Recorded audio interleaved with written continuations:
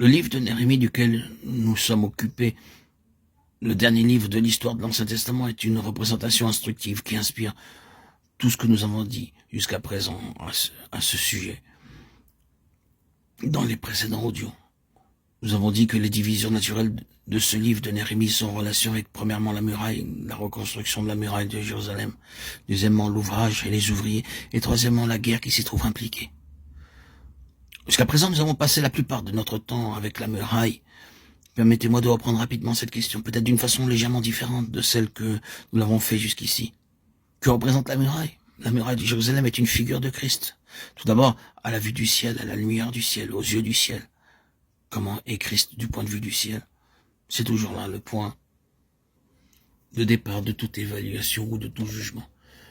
La muraille est également une figure de Christ tel qu'il est présenté au monde. Et puis, au royaume de Satan, aux forces hostiles, c'est Christ dans ses trois aspects extérieurs, à l'égard du ciel, à l'égard du monde, à l'égard des forces du mal. Ils sont tous très intéressés par cette muraille. Vous pouvez le constater dans le livre de Néhémie. Le ciel est très intéressé par cette muraille. C'est là où nous commençons. Dieu agit, et c'est une grande chose quand la muraille est achevée. Et toutes ces forces hostiles étaient tellement furieuses que Néhémie puisse dire que cette œuvre était de Dieu, et elles furent contraintes de l'admettre. Dieu était intéressé, le ciel était intéressé. C'était quelque chose considéré à la lumière du ciel.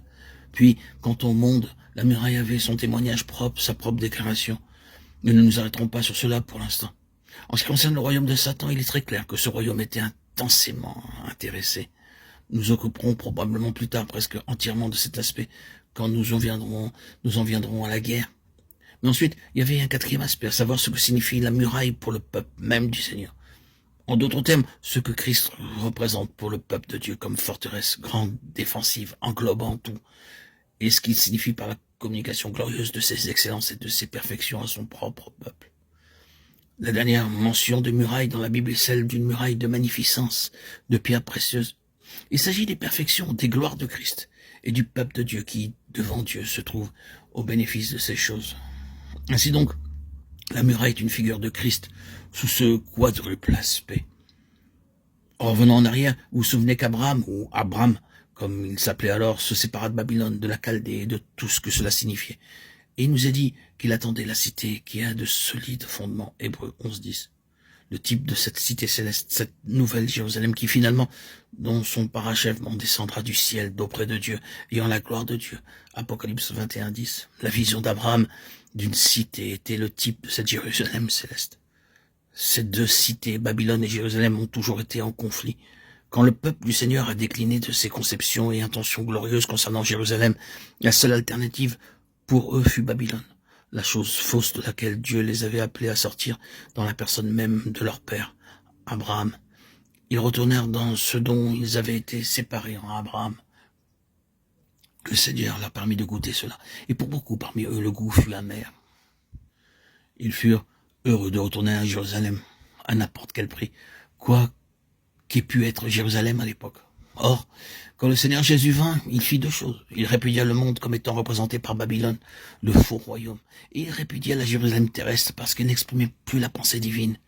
Et il rassembla en lui-même toutes ces pensées divines quant à ce que la cité était destinée à représenter.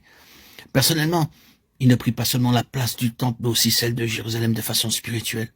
Il était et est l'incarnation de toutes les pensées de Dieu à l'égard de cette cité entourée et délinée et par la muraille, de sorte que si nous faisons des recherches sur ce que signifie cette muraille et cette cité, nous n'étudierons pas simplement un thème ou quelques objets, nous serons appelés à contempler le Seigneur Jésus lui-même.